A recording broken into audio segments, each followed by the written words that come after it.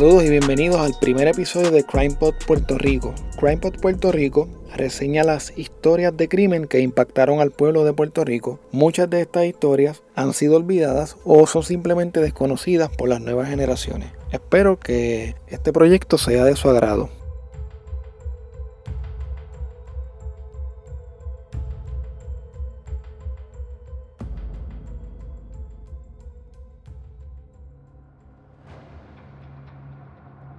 Hoy te voy a hablar de un caso que pasó hace 20 años en Puerto Rico, que a mí en lo personal me impactó bastante.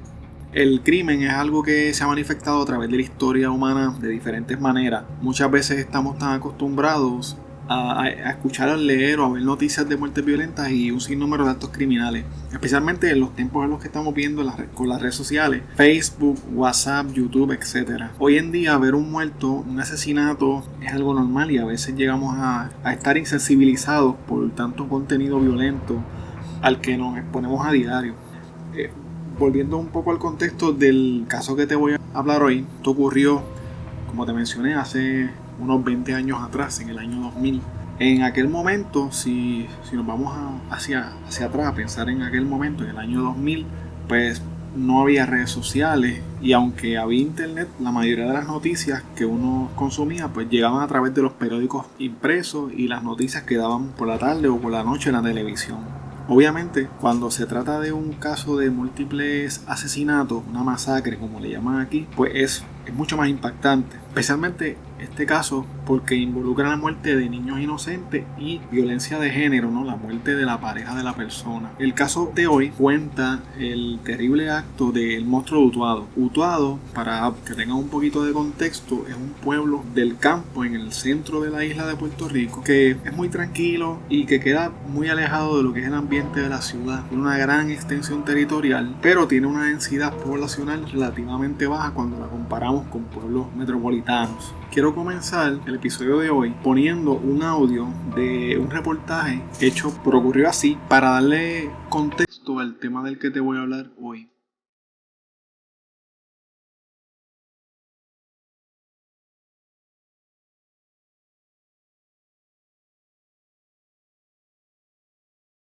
$15 años de matrimonio no fueron suficientes para que la joven Carmín Vega, de tan solo 35 años de edad, se diera cuenta de que durmió al lado de su peor enemigo. Esta tenía una orden de protección en contra de su esposo Héctor Mercado Cedeño por violencia doméstica.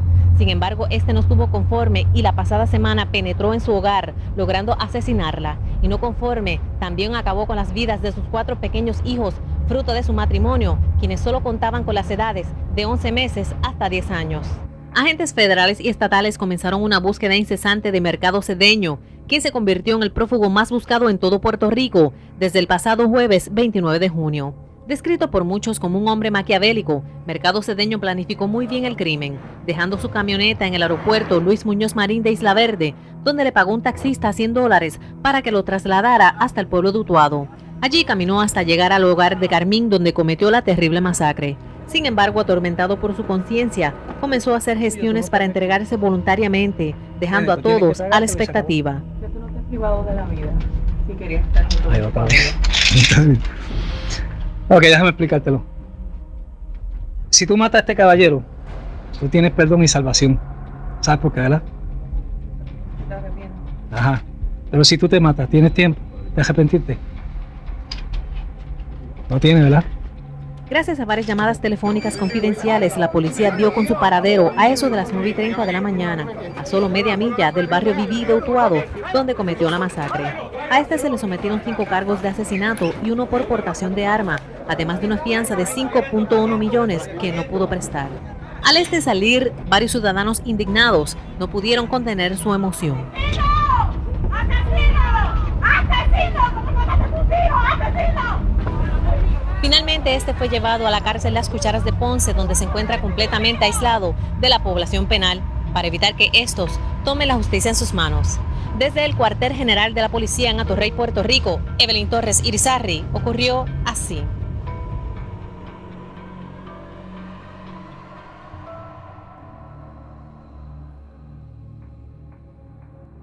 En la madrugada del 29 de enero del año 2000, esa tranquilidad que caracterizaba al pueblo de Utuado fue interrumpida.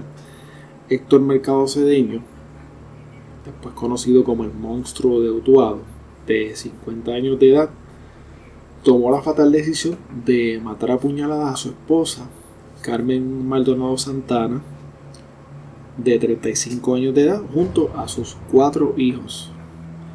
Los nombres de sus hijos eran María del Carmen, de 10 años, Carmen, de 9 años, Héctor, de 3 años, y Emiliana, de apenas 11 meses de nacida.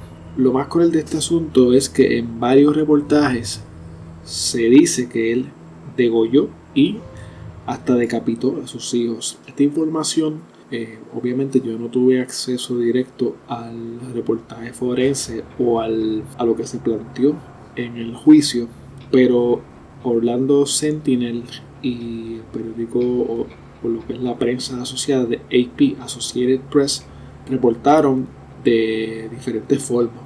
Por ejemplo, reportan en algunas de las noticias que puedo observar que él degolló a su esposa y a sus 4 hijos, y en otros reportajes leí que decía decapitated, obviamente en inglés, pero decapitó, o sea, que le cortó las cabezas. Entonces, obviamente fue una escena grotesca, pero sí hay una diferencia entre degollar y decapitar. Obviamente, pues el grado del corte en el cuello es más profundo, hasta el nivel de que le cortas la cabeza a la persona. El hecho es que fue obviamente algo bien violento, pensando en las edades que mencioné, desde 11 meses de nacida, una bebé, hasta la mayor que tenía 10 años. O sea, todos eran niños, y pues uno a veces no puede ni siquiera imaginarse que estos hechos puedan ocurrir. Estos hechos ocurrieron en el barrio Vivía Abajo del pueblo de Utuado. Previo a estos sucesos, Carmen Maldonado había radicado una querella por violencia doméstica, ahora se le dice violencia de género, y había solicitado una orden de protección en contra de Héctor Mercado Cedeño. Una de las cosas que más se repiten en Puerto Rico en los casos de violencia de género es que hay muchos casos en donde la víctima va a las autoridades, quizás en un punto de que están desesperadas, no saben qué más hacer y piden una orden de protección. Entonces, obviamente, cuando se trata de una pareja, una persona con la que tú tienes hijos, con la que tú tienes una familia, es mucho más difícil poder llegar a este punto de ir a la policía y acusar a tu pareja de, mira, esta persona me maltrata, esta persona me está haciendo daño. Es una situación bien difícil para que la persona se atreva a tomar este paso, y después que la persona toma este paso, ya cuando no tienen quizás más alternativas, suele suceder que las autoridades no las protegen realmente. Si está la orden, se le da la orden al abusador, en este caso, dice, mira, hay una orden de alejamiento en tu contra, no te le puedes acercar a esta persona por cierta distancia. Sin embargo, cuando vamos a los hechos, de nada sirve, porque siempre la persona busca la manera de romper lo que es la orden de protección y terminar haciendo lo que quiere hacer, que en la mayoría de los casos pues hacerle daño a sus parejas. Antes de cometer los actos, Héctor Mercado Cedeño viajó en su guagua hacia el aeropuerto internacional Luis Muñoz Marín, aquí en Puerto Rico. Allí estacionó la guagua y tomó un taxi, al que le pagó $100 para que lo llevara a Utuado. Aquí podemos observar de una manera pues bastante simple que había un plan detrás de todo.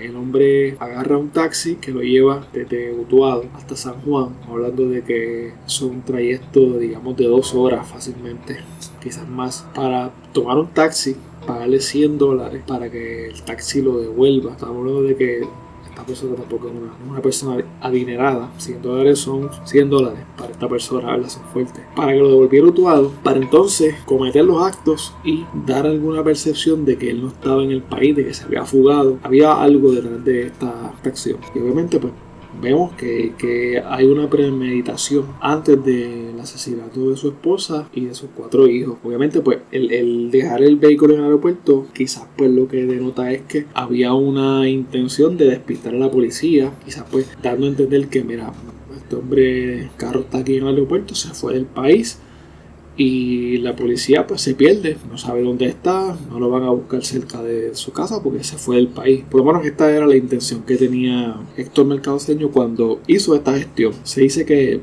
Mercado Cedeño tomó las debidas precauciones para que no escuchara, o más bien para que no se escuchara ningún tipo de ruido en la residencia cuando mató a toda su familia. Obviamente, pues, Aunque las casas en el campo en Puerto Rico tienden a ser bastante separadas, no es lo mismo poner un radio, poner, qué sé yo, la televisión, que asesinar 4 personas y más bien niños que quizás pues pudieron haber visto cómo él mataba a otros miembros de su familia, y las personas tienden a gritar, tienden a correr, tienden a hacer ruido. Obviamente esto fue un acto bien violento, pero él parece que tomó todas las debidas precauciones, planificó bien, y de lo que yo pude leer, pues los vecinos del área no escucharon nada fuera de lo común esa noche. Después de cometer los actos, Mercado Cedeño abandonó la escena del crimen, y una cosa bien espeluznante, ¿verdad? En el espejo del cuarto donde dejó los cadáveres de 3 de sus hijos y su pareja, dejó una nota. La nota decía: todo es de Ayita, no podemos vivir separados. Obviamente Ayita era el apodo que él le tenía a su esposa. No podemos vivir separados. Entonces el estado mental de este hombre en ese momento era el que es mejor matar a mi familia, a mis 4 hijos, matar a mi esposa, pero no podemos vivir separados. Entonces la lógica de él es: mejor es que mueran a que yo tenga que vivir en otra casa, que los pueda ver quizás los fines de semana o una vez al mes, 2 veces al mes, etc. Este es el estado mental en que se encontraba el monstruo todo cuando cometió estos actos. Este escrito es algo bien importante también porque se utilizó como una de las pruebas principales para determinar que él fue el autor del crimen, ya que se pudo corroborar por un calígrafo que esta era su letra. También pues se utilizó parte de las evidencias que se utilizaron en este caso, que realmente pues era un caso bastante fácil de esclarecer, pues fue que se utilizó el testimonio de una de las hermanas de la víctima, de Carmen, la cual declaró que ella vio a Mercado Cedeño salir de la residencia como a eso de las 5:20 de la madrugada, mientras ella estaba tomándose un café. Parece que, no sé, vio por la ventana y lo vio a él salir, y obviamente pues esto se pudo conectar con las horas de los decesos y demás para poder montar un caso que era pues, obviamente un caso bastante cerrado, pero de todas maneras cuando uno va a un juicio pues tiene que tener todos los elementos del delito para que el caso no se caiga y para que la persona pues no salga absuelta. Después que Mercado Cedeño mató a su familia, estuvo fugitivo por varios días. Él fue arrestado el 6 de julio de este mismo año, del año 2000, y se alega que estaba en condiciones infrahumanas. Él se metió al monte y allí pues fue arrestado. Obviamente pues no tiene acceso a comida, al aseo personal, y obviamente pues cuando la manera en que lo encontró la policía pues una forma bien infrahumana, obviamente algo que de seguro se merecía, ¿verdad? Por lo que había hecho. Entonces él una vez lo arrestan, él hace 2 confesiones de culpabilidad. Ahora no quiso que fueran grabadas ni escritas. Esto fue en el cuartel de Los Reyes, en San Juan, Puerto Rico, a donde pues, fue llevado después del arresto. El abogado de la defensa en este caso fue Jorge Gordon Menéndez, que fue un abogado bastante conocido en el caso de, particularmente en los años recientes, el año pasado, con un caso donde un muchacho se alega que mató a una mujer en una marina en Fajardo, Puerto Rico, y fue un caso bien controversial porque hay un video de la muerte. Se mataron a la persona ahí frente de todo el mundo, y la manera en que se comportó el abogado ante las cámaras y el mismo sospechoso pues era bastante extraña, por no decir otra cosa. Era como que no cayó bien ante el ojo público, y quizás este es el estilo de este abogado, que no es que esté mal, es su estilo, su manera de presentarse, pero acá en Puerto Rico pues la gente es un poquito más sensitiva y tiende a juzgar un poco las acciones de las personas, y si ven que una persona se está comportando así como que de una manera altiva, que se ve arrogante, pues puede afectar bastante la opinión pública en un caso. Obviamente en este caso el abogado intentó argumentar insanidad mental para el acusado, la cual no pudo ser corroborada, y se determinó que Mercado era apto para enfrentar el proceso de juicio en su contra. Se determinó también que Mercado Cedeño no carecía de sus facultades mentales y que actuó con intencionalidad y premeditación. O sea, eso fue lo que determinó la corte luego de este intento del abogado de tratar de sacarlo a él, ¿verdad? por insanidad mental. Al ver que pues ya el caso era un caso bastante difícil de ganar, el mismo Mercado Cedeño decide declararse culpable, enfrentándose a una pena mínima de 200 años de cárcel y una máxima de 498 años, básicamente 500 años de cárcel. Acá en Puerto Rico la pena por asesinato en primer grado es de 99 años de cárcel.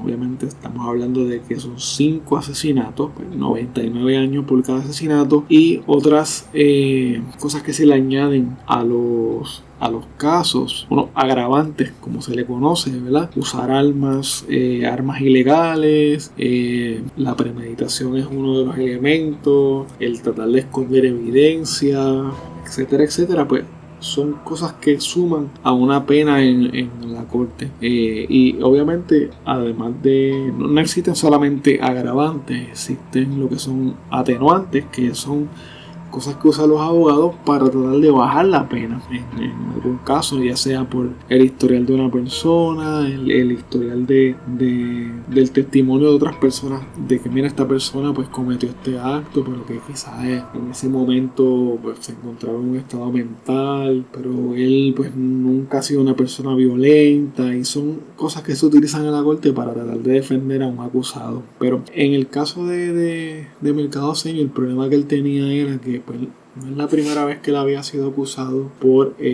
abuso. Él tenía casos de agresión contra su pareja, agresión física contra su pareja desde el año 1995. Sabes que obviamente hay un historial judicial y policial de los actos que este hombre cometía. Obviamente cuando esto se suma a lo que viene siendo los actos que cometió, pues entonces obviamente va a afectar su caso, va a añadirle más años. Sin embargo, pues en mi opinión, 500 años de cárcel nadie los va a poder cumplir. A ver, obviamente nadie dura 500 años, nadie va a durar tampoco a la edad que él tiene. Se le pueden echar 50 años y se va a morir antes de salir de la cárcel, de seguro, pero obviamente pues es la manera en que funciona el sistema, y pues esta es la sentencia a la que se exponía, ¿verdad? Más de 500 años de cárcel. Sin embargo, antes de la lectura de la sentencia, donde se iba a determinar cuál iba a ser la pena, pues de haber sido no encontrado culpable, porque él se declaró culpable. Antes de la lectura de sentencia, pues murió en su celda de máxima seguridad en el complejo correccional del sur, conocido como las Cucharas de Ponce. Obviamente pues el reporte oficial de su muerte indica murió de un aparente ataque al corazón, pero se rumora que fue asesinado en la cárcel. Obviamente yo me inclino mucho a esta teoría de que fue asesinado en la cárcel, porque número uno, el ataque al corazón está un poquito raro.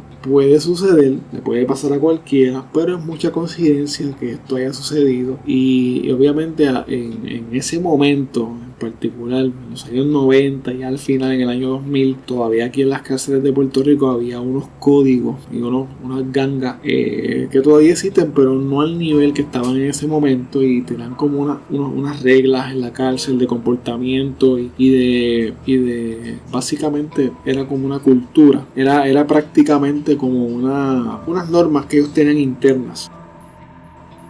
Hablando un poquito de lo que es este caso, si lo traemos a lo que es la cultura popular, o qué impacto tuvo, si alguno, en Puerto Rico, pues mira, lo más que yo puedo ver o lo más que yo pude encontrar sobre este caso que se tradujo o se llevó a la cultura popular fue una película que se hizo en el año 2001 llamada Amores que Matan, ¿verdad?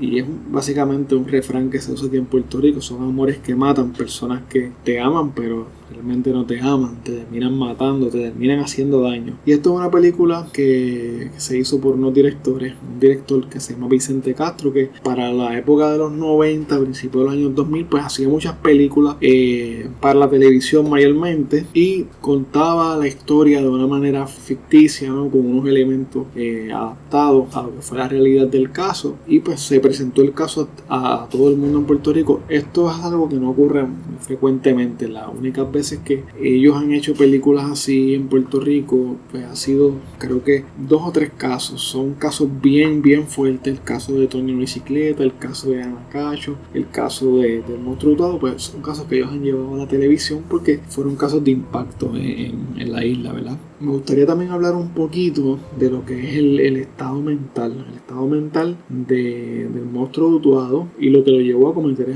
estos actos. Obviamente, si nos ponemos por un segundo en el lugar del asesino, tendríamos que nosotros hacernos la pregunta: ¿podríamos ser nosotros capaces de cometer un acto como este? ¿Qué nos pudiera empujar a cometer semejante acto violento? ¿Podríamos ser nosotros quizás las víctimas de un asesino familiar? Posiblemente tú pienses que no. Yo no sería capaz de hacer tal cosa, o que nadie de mi familia o de las personas que yo conozco o que son cercanas a mí serían capaces de hacer esto. Muchas víctimas de violencia de género piensan que sus parejas, por más violentas que puedan ser durante su relación, jamás serían capaces de matarla. Aún mujeres que han sido lastimadas seriamente, que han ido al hospital por los daños que le han hecho sus parejas, ellas piensan que hay un nivel hasta donde llega el maltrato y es hasta ahí. Uno puede dar una pela, pero nunca me va a matar. Y están bien equivocadas. Muchas mujeres se han equivocado, lamentablemente.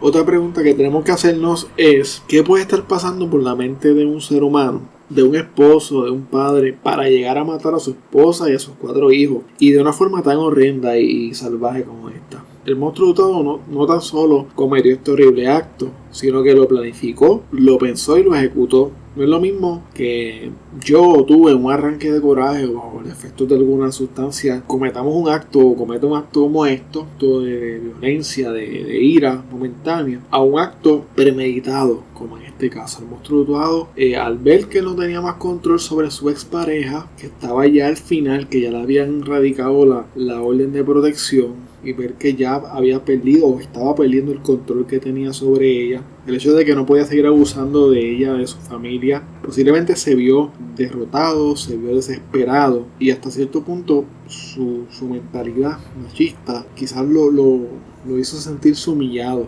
Entonces buscó una salida a esta situación, analizó y dijo: ¿qué puedo hacer para salir de esta situación? ¿Cómo puedo lograr conseguir lo que yo quiero? Y decidió que lo mejor era matar a su pareja y a sus 4 niños. Y hay algo que me sorprende de este caso, y es que el monstruo Utuado, a pesar de todo esto, esta desesperación de no querer estar separado de Ayita, hizo lo que hizo, ¿verdad?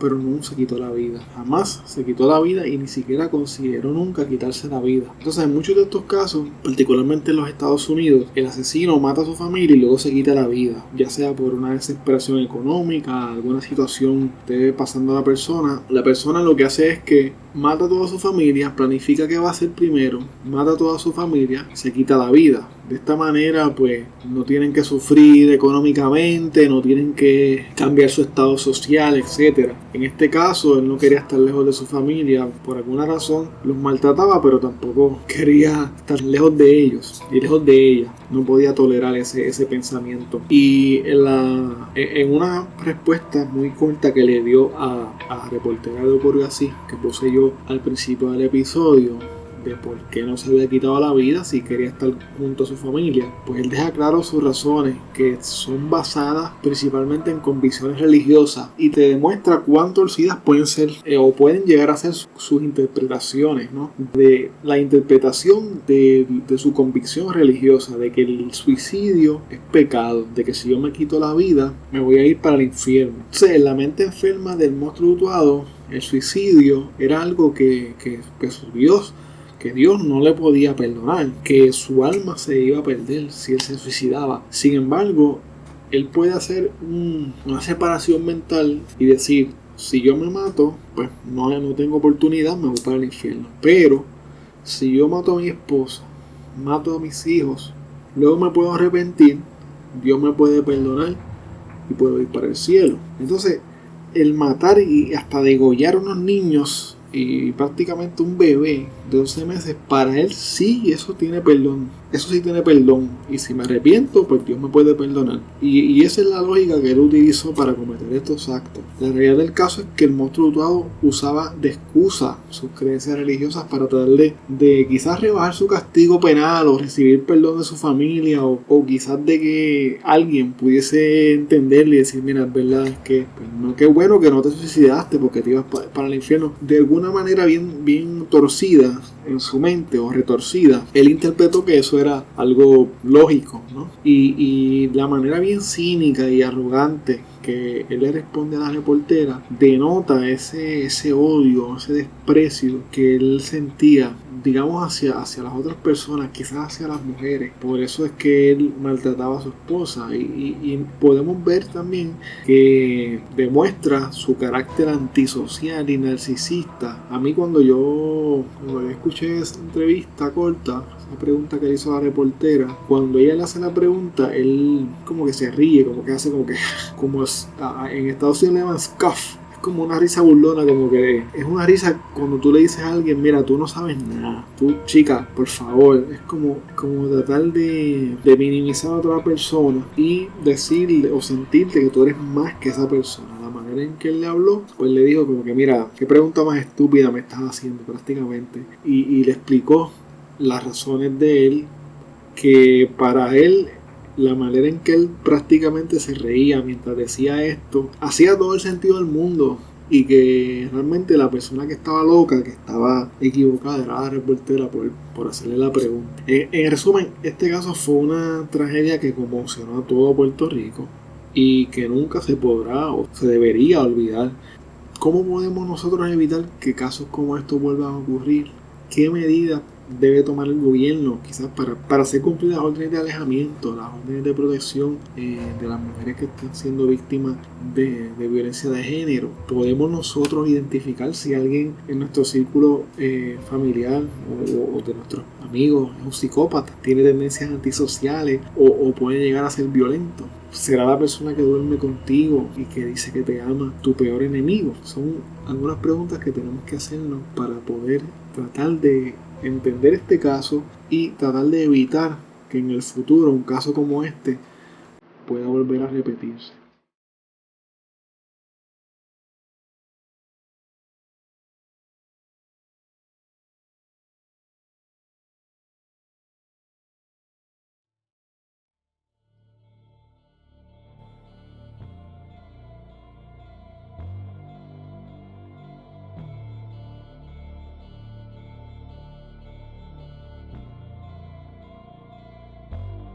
Muchas gracias por escucharnos y ser parte de este proyecto desde el día 1.